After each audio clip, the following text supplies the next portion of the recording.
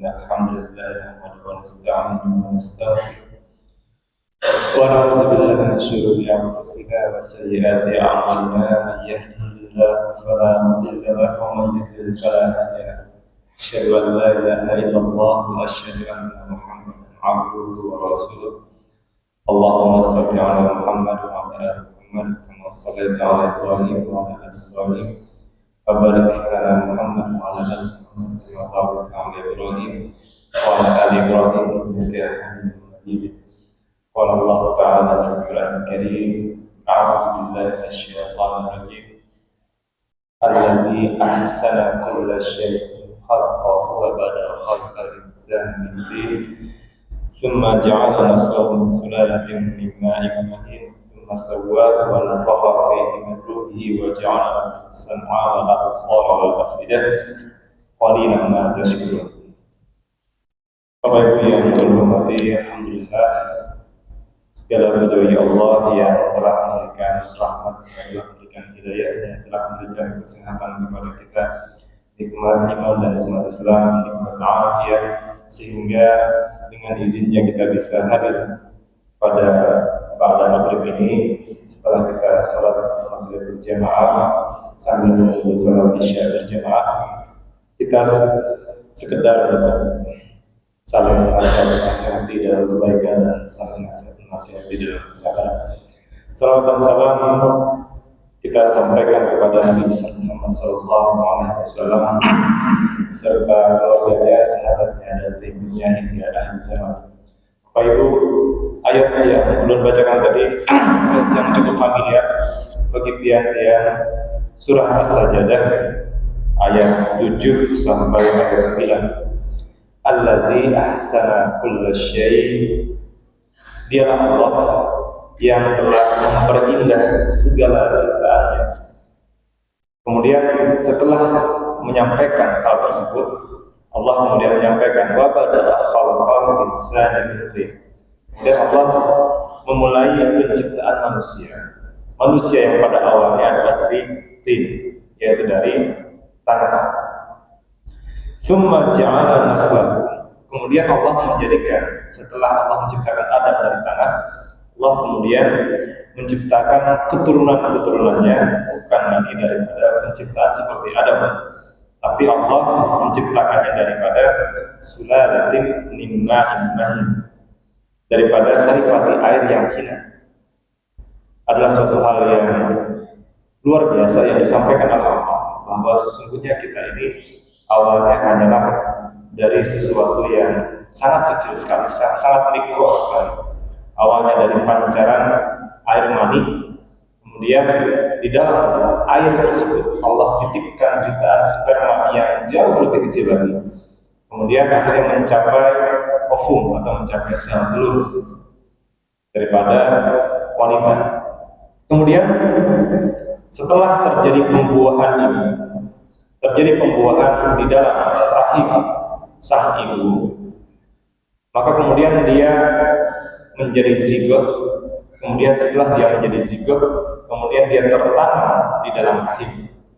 Maka kata Allah melanjutkan episode berikutnya, tsumma sawwa. Allah kemudian menyempurnakan penciptaannya ini. Kalau dalam surah Al-Mu'minun Allah menyampaikan awalnya kita kemudian khalaqan min nutfatin khalaq, kemudian diciptakan daging, kemudian diciptakan tulang dan seterusnya. Maka kemudian singkat cerita, tsumma sawwa, Allah kemudian menyempurnakan penciptaan tadi yang awalnya hanyalah, masya Allah, hanyalah setetes air tadi saja, kemudian membuahi secara telur, kemudian akhirnya menjadi zigot, kemudian berkembang sehingga berbentuk seperti manusia yang sempurna. Dalam hitungan minggu, bentukan ini sudah mulai sempurna. Jadi bentukan sangat cepat sekali. Kalau kita melihat dalam hitungan 6 minggu pun itu sudah ada jantungnya. Sudah dalam 40 hari ini sudah ada gerakan-gerakan yang muncul, sudah ada bentukan seperti manusia. Maka kata Allah, tsumma sawwa, Allah kemudian menyempurnakan zat yang awalnya hanyalah dari air yang hina tadi, kemudian jadilah manusia sawahu. Kemudian Allah menyampaikan wa nafakha fihi min ruhihi. Allah kemudian meniupkan setelah terjadi bentukan manusia yang sempurna, maka Allah wa nafakha fihi min ruhihi. Allah kemudian meniupkan rohnya ke dalam ciptaannya tersebut. Jadi setelah terbentuk manusia yang sempurna, tahapan berikutnya adalah Allah meniupkan ruh. Nah, Bapak Ibu yang belum hormati, kemudian berikutnya, ini yang menariknya, setelah terbentuk manusia yang sempurna, kemudian ditiupkan ruh, maka terjadilah pertumbuhan bentukan janin tadi. Maka kemudian wa ja'ala lakumus sam'a wal absara wal af'idah qalilan ma tashkurun. Nah, ini yang belum ingin disampaikan di sini. Allah kemudian setelah menciptakan ruh, setelah meniupkan ruhnya, maka Allah kemudian secara berurutan Allah menyampaikan dalam surah ini dan dalam beberapa ayat yang lain. Allah menciptakan secara berurutan adalah diberikan wa ja'ala lakumus sam'a wal absara wal af'idah. Jadi 3 hal yang berurutan diberikan. Dan ini adalah ayat yang disampaikan di 1400 tahun yang lalu, ketika sains dan teknologi tidak sehebat sekarang. Namun kemudian sains kemudian menyampaikan bahwa ternyata urutan ini ada urutan yang benar. Jadi setelah bentukan yang sempurna muncul, maka Allah kemudian memberikan kepada kita as-sam'a, yaitu pendengaran. Pendengaran Bapak Ibu sekalian, ternyata pendengaran ini, jadi bukan yang disampaikan oleh Allah adalah Allah menciptakan bagi kita adalah as-sam'a, pendengaran, bukan uzun, bukan telinga. Jadi bukan telinga yang diberikan di sini, tetapi pendengaran. Karena yang namanya pendengaran itu bukanlah hanya sekedar telinga. Jadi yang diberikan oleh Allah adalah as-sam'a, kemampuan mendengar. Berarti ini adalah seperangkat sistem pendengaran. Ternyata kemudian Bapak Ibu sekalian terungkap di sini bahwa manusia terlebih dahulu bisa mendengar, baru kemudian bisa melihat. Kapan manusia bisa mendengar?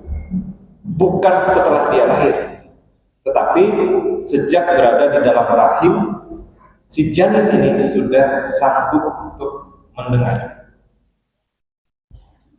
Wa ja'ala lakumus sam'a wal absar. Setelah diciptakan sistem pendengaran, maka kemudian Allah menciptakan al-absar, penglihatan. Bukan ainun yang disampaikan di sini, tetapi yang disampaikan adalah al-absar, penglihatan. Karena bukan masalah matanya, tetapi masalah sistem penglihatan yang bukan hanya sekedar mata. Karena kalau mata sudah diciptakan terlebih dahulu, telinga sudah diciptakan, tetapi kemampuan mendengar sudah ada sejak di dalam rahim, tetapi kemampuan melihat itu belum didapatkan si manusia tadi. Kapan manusia sanggup melakukan penglihatan? Ternyata bukan ketika berada di dalam janin. Ketika berada di dalam rahim, si janin ini belum bisa melihat. Dia sudah bisa mendengar, tapi belum bisa melihat. Kapan dia bisa melihat?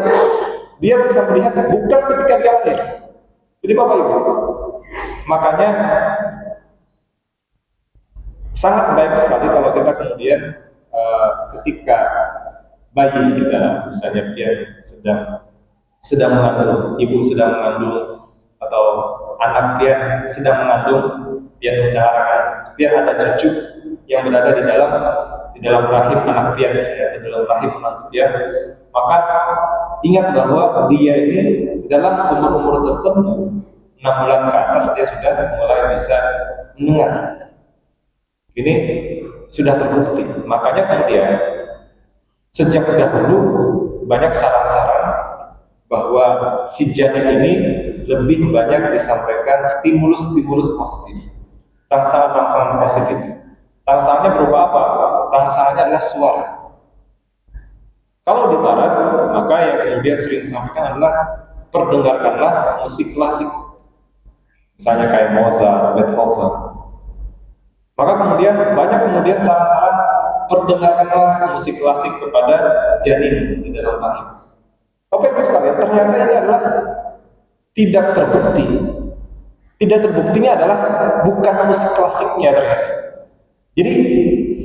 Jadi misalnya mereka mengatakan bahwa musik klasik ini berpengaruh, ternyata bukan masalah musik klasiknya, tetapi apa-apa yang positif itu kemudian berpengaruh terhadap rahim. Intinya adalah terhadap janin dalam rahim. Intinya adalah janin ini bisa mendengar. Jadi bukan berarti janin ini kemudian akan lebih senang kalau dia mendengar musik klasik, ataukah dia kemudian akan lebih bagus kalau dia mendengar musik klasik.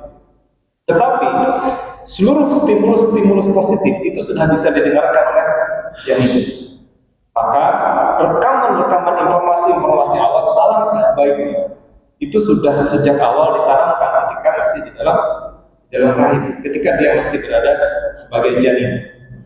Maka seorang muslim mestinya memilih kata-kata yang positif. Mungkin dia memilih zikir, kemudian dia memilih bacaan Al-Quran. Termasuk ketika seorang ibu sedang hamil, bapaknya sedang mendampingi ibunya yang sedang hamil, maka kata-kata yang disampaikan, percakapan-percakapan yang dilakukan adalah mestinya percakapan-percakapan yang baik, percakapan-percakapan yang positif. Kenapa? Karena si janin sudah bisa mendengar, si janin sudah bisa melakukan aktivitas merekam informasi. Jadi sejak awal sudah ada informasi yang direkam dia, dan cara merekamnya lewat mendengar. Nah, kemudian ketika dia lahir, ketika kemudian akhirnya Allah memberikan kesempatan kepada kita untuk keluar dari dalam rahim, kemudian keluar ketemu dunia luar, apakah si janin sudah bisa melihat? Jawabannya tidak. Sehingga pian sia-sia saja ketika misalnya lahir langsung pian tampilkan kamera, atau pian melihatkan muha pian, melihatkan muha pian. Nah, ini abah, nah, ini mama, nah, atau ini ayah. Tidak akan ada gunanya. Jadi dalam jam-jam pertama pian tampilkan atau pian dikatakan ini supayanya karena bagus membaca, pian tampilkan buku misalnya, atau pian dikatakan Al-Quran langsung hadapannya, sia-sia Bapak Ibu sekalian. Kenapa? Karena dia belum bisa melihat. Maka hari-hari pertama dia tidak sanggup untuk melihat. Maka Bapak Ibu sekalian, apa yang dilakukan pada bayi yang baru lahir? Ingat, dia bisanya adalah mendengar. Dia sudah bisa mendengar, maka betul yang diperdengarkan, ada yang menyampaikan bahwa yang diperdengarkan adalah azan. Ada yang menyampaikan ada pendapat lain. Tapi yang mayoritas kita banyak memberikan azan adalah kalimat-kalimat thayyibah yang kemudian disampaikan kepada si bayi yang baru lahir. Diazankan sebagai besar masyarakat kita.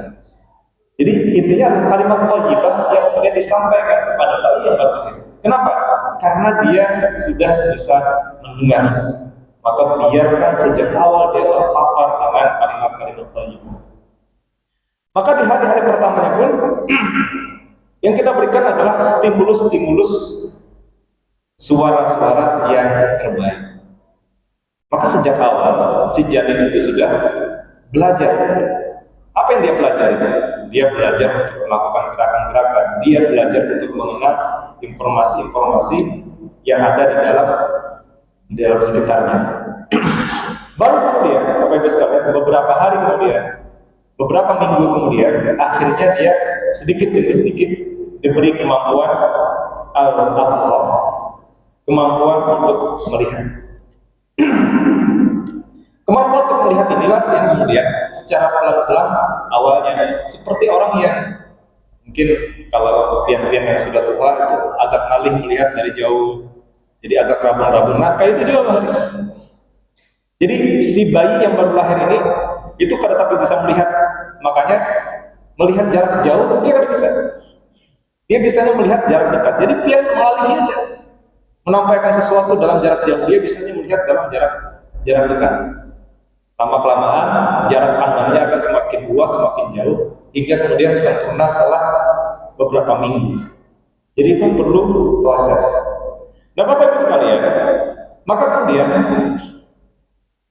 Maha benar Allah, setelah Allah menciptakan manusia dalam bentuk yang sempurna, kemudian ditiupkan ruhnya, kemudian Allah memberikan pendengaran.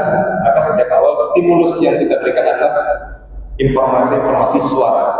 Kemudian baru kita diberikan penglihatan.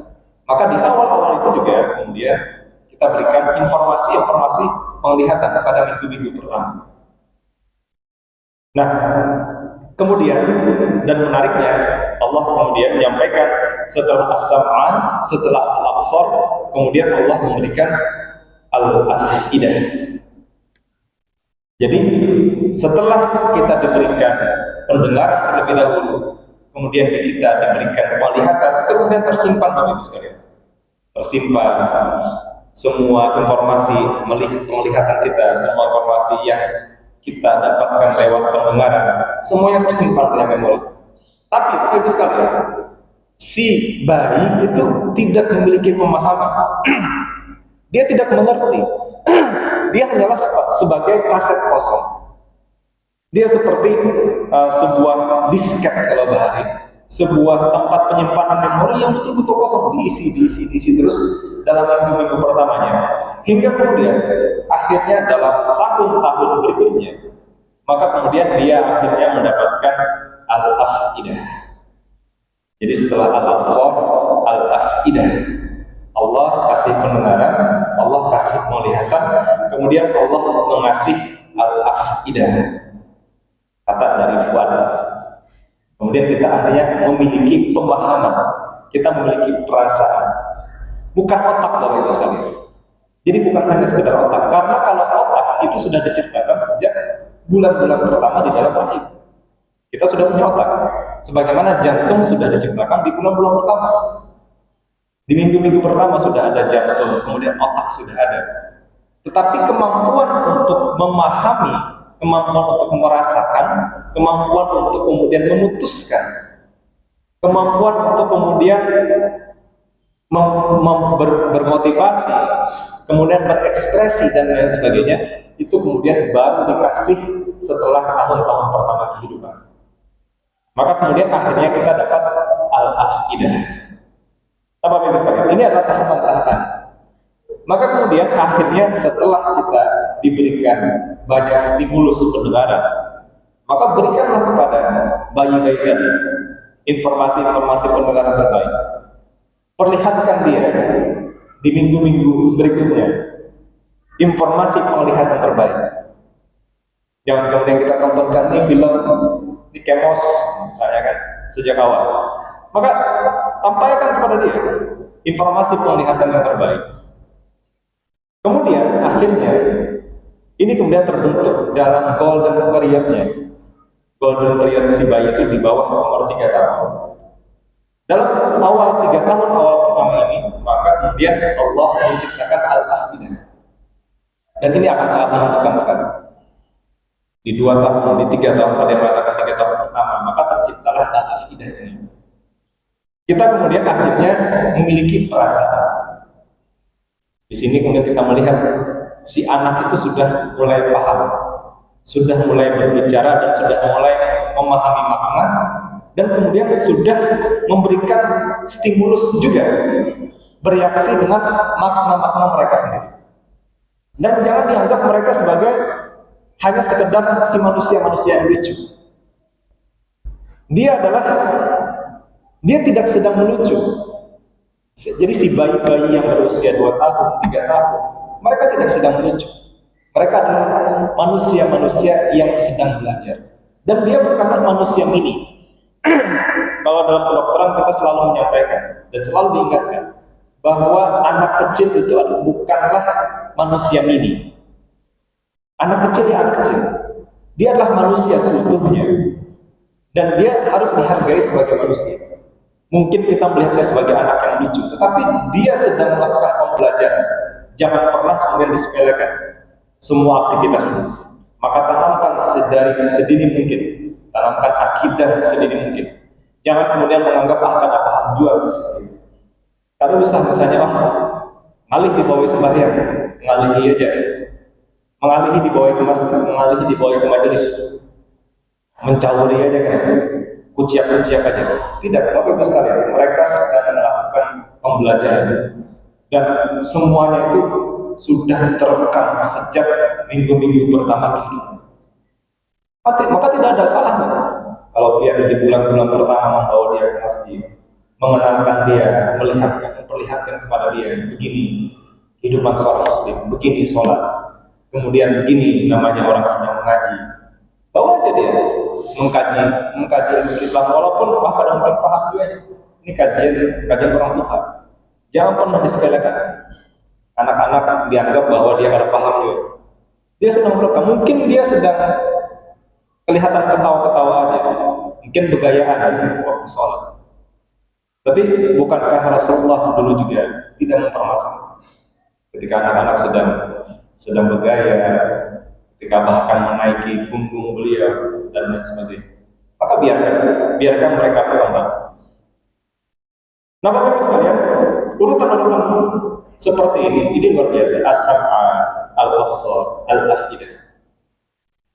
Dan kalau kita telusuri, semuanya ini adalah suatu karunia yang luar biasa. Allah memberikan kita as-sam'a. Bapak-Ibu sekalian, informasi di dalam dunia ini berupa suara-suara. Suara ini adalah berupa gelombang. Jadi yang mendengarkan suara ulun, ini adalah gelombang yang menjalar dari speaker kemudian sampai ke telinga pian. Ulun menyampaikan saat ini, tidak sampai 1 detik itu sudah sampai ke otak pian. Dan pian sudah bisa memahami, jadi tidak sampai 1 detik. Padahal prosesnya itu rumit sekali. Bagaimana proses gelombang ini, Bapak-Ibu sekalian? Itu kemudian masuk ke dalam daun telinga pian.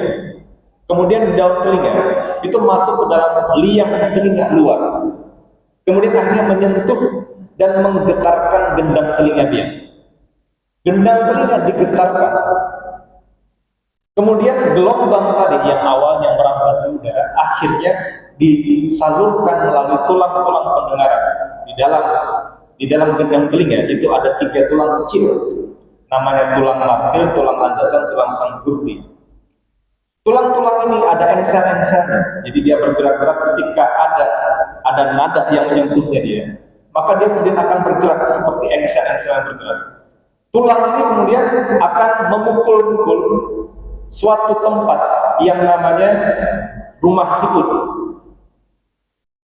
Jadi setelah lewat udara, kemudian lewat tulang, kemudian tulang ini kemudian memukul rumah sikut. Di dalam rumah sikut ada cairan yang kemudian bergetar gara-gara ada getaran tulang pendengaran.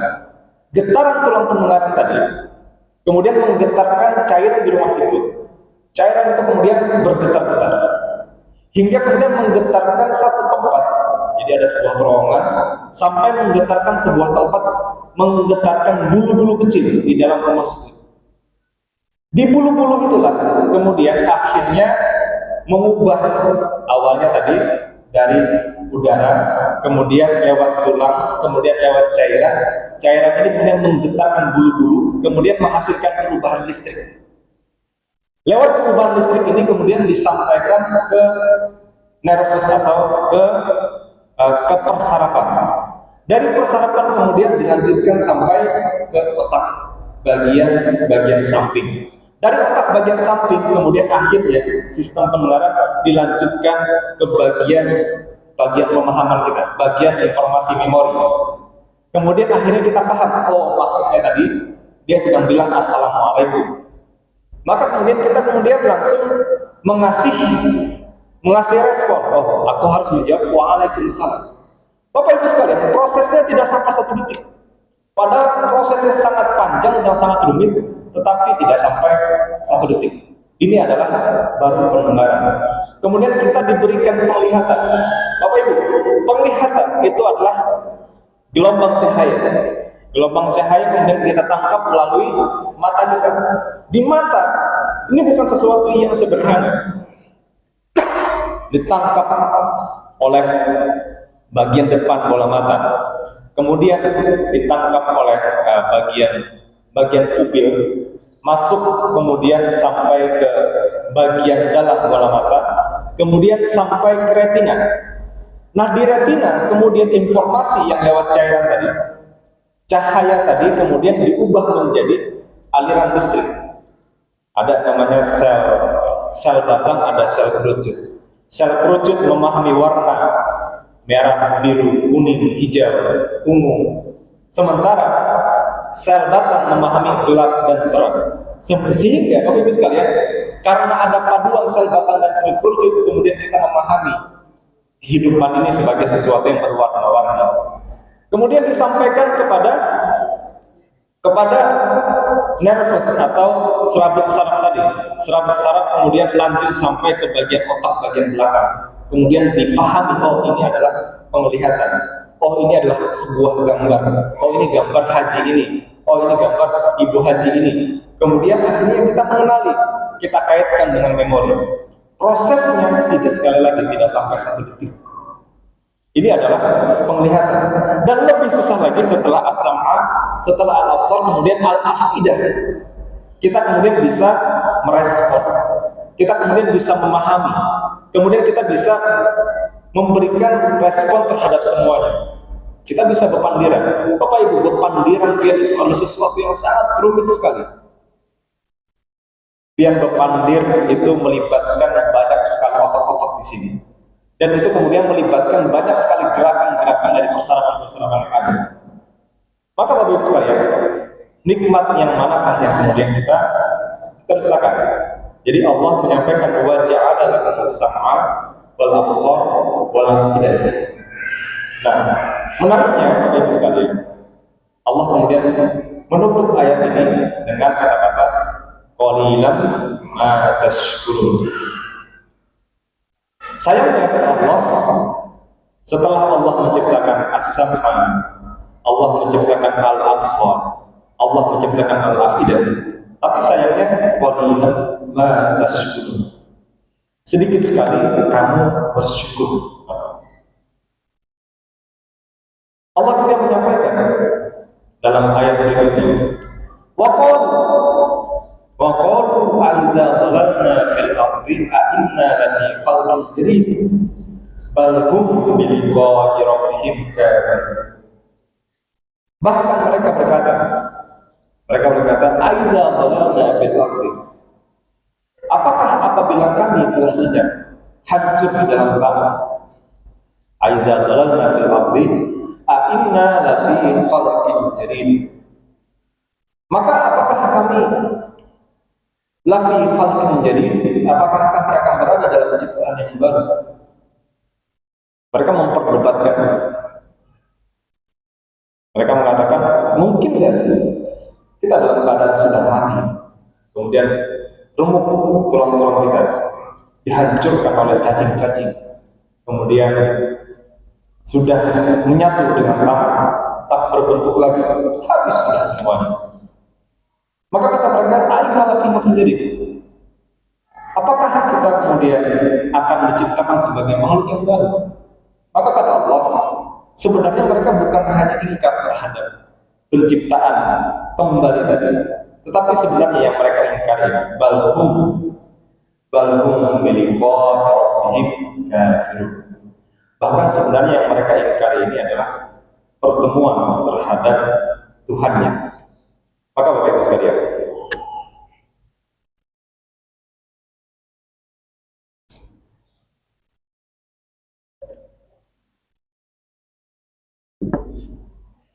maka ayat ini mestinya seseorang yang tatafakkur, seseorang yang senantiasa memikirkan ciptaan Allah, ini senantiasa berpikir bahwa luar biasa sekali ciptaan Allah. Maka tekanan yang disampaikan oleh Allah di sini adalah qalilan ma tashkurun. Maka sangat sedikit di antara kita yang kemudian bersyukur terhadap ciptaan Allah tadi. Kita seringkali lupa. Makanya kan ulun menyampaikan seringkali memahami organ tubuh kita ini tidak perlu yang menjadi dokter terlebih dahulu, atau yang masuk fakultas kedokteran atau fakultas keperawatan atau fakultas kesehatan yang lain. Kan usah jadi belajar masalah itu. Masalahnya Bapak Ibu sekalian, kalau yang belajar bagaimana mengobati memang perlunya fakultas kedokteran, serahkan kepada dokter atau serahkan kepada perawat, serahkan kepada orang-orang yang bergelut di bidang kesehatan untuk mengobati. Tetapi untuk memahami tubuh kita, ini bukan kerjaan dokter. Memahami anatomi tubuh, memahami fungsi-fungsi tubuh, ini adalah setiap manusia, setiap insan, apalagi setiap Muslim disuruh untuk memahami fungsi tubuhnya. Ini disampaikan oleh Allah. Wa fi anfusikum afala tubsirun, dalam surah Az-Zariyat Allah menyampaikan. Allah menyuruh kita untuk melihat anfusikum, terhadap diri kita. Kenapa kamu tidak mempelajari? Kenapa kamu tidak melihat-lihat tentang penciptaan kamu, tentang organ-organ di dalam tubuh kamu? Kenapa kamu tidak? Kita sudah dikasih kepala. Di dalam kepala ada otaknya, kemudian ada telinganya, ada matanya, ada hidungnya. Kemudian di dalam dada pian ada jantung, ada paru.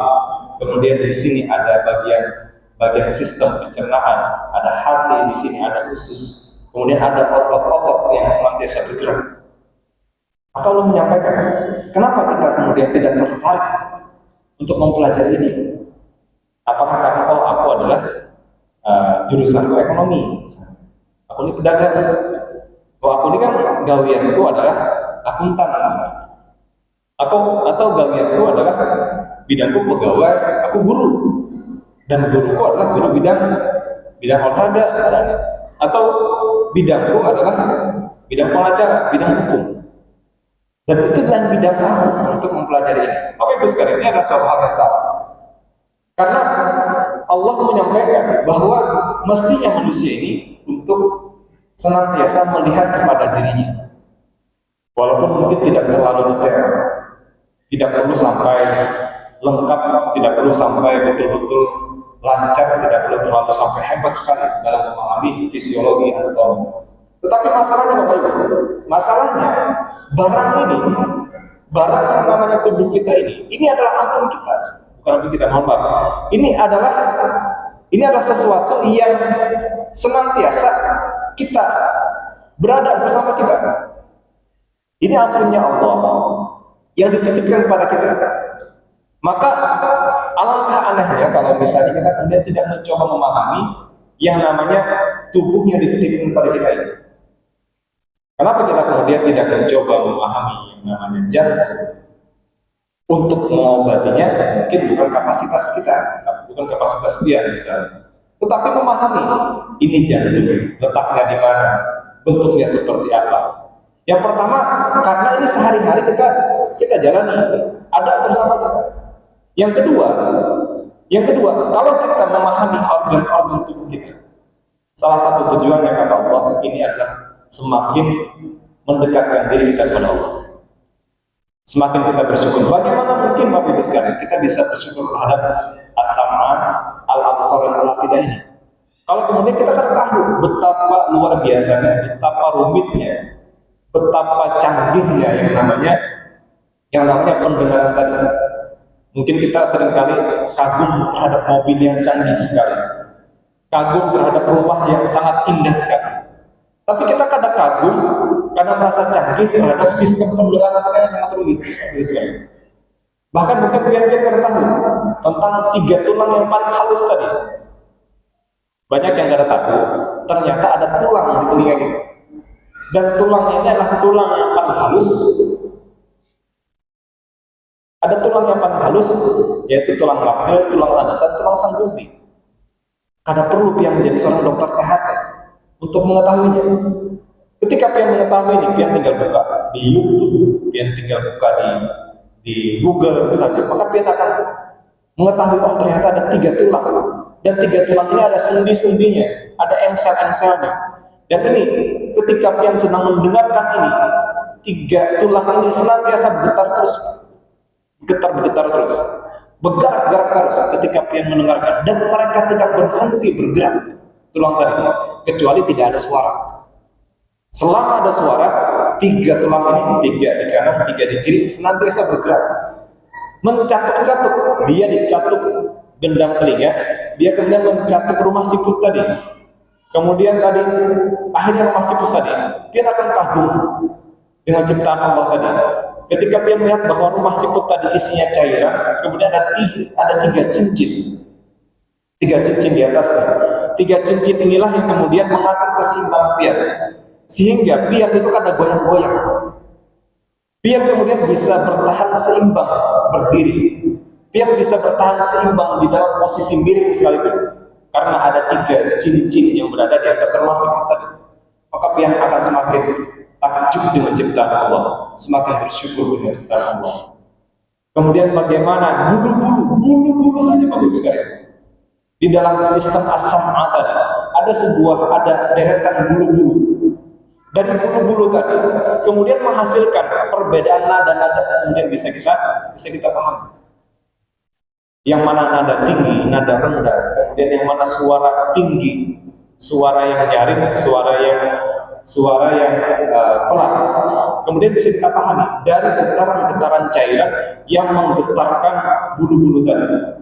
Masya Allah, ketika pian melihat gambar itu, makanya saya sampaikan, orang-orang yang belajar ilmu tentang tubuh ini, maka harusnya mereka semakin dekat dengan Allah. Jadi belum menyampaikan ke mahasiswa masalah dokteran, rugi sekali kalau yang sudah belajar ini kemudian kalian menjadi orang yang ingkar kepada Allah.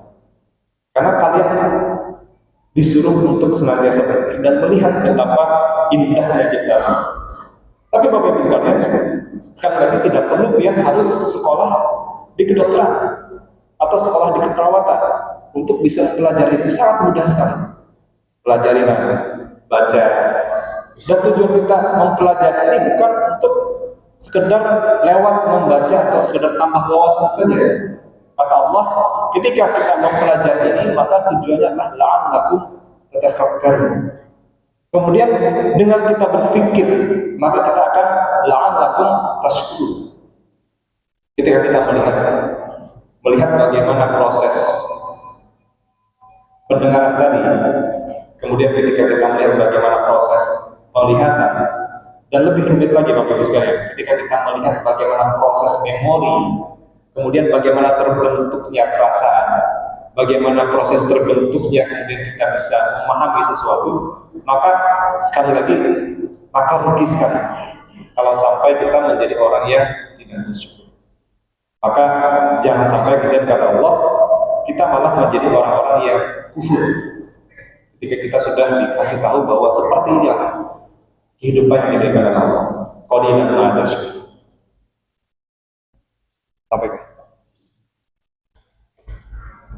demikian, mudah-mudahan ada manfaatnya. Ada nafa'ul majmu'in. Mohon maaf kalau ada salah dan jelas dalam penyampaian. Mudah-mudahan Allah memberikan tambahan ilmu yang bermanfaat. Kemudian ilmu ini bisa menjadi ma'rifat, semakin mendekatkan kita kepada Allah, semakin kita mengenal Allah, kemudian semakin kita dekat kepada Allah, dan semakin kita menjadi rajin beribadah kepada Allah. Mohon maaf sekali lagi, tutup dengan doa kepada majlis. Astagfirullahaladzim, astagfirullahaladzim, subhanakallahumma wa bihamdika, asyhadu an la ilaha illa anta, astaghfiruka wa atubu ilaik. Assalamualaikum warahmatullahi wabarakatuh.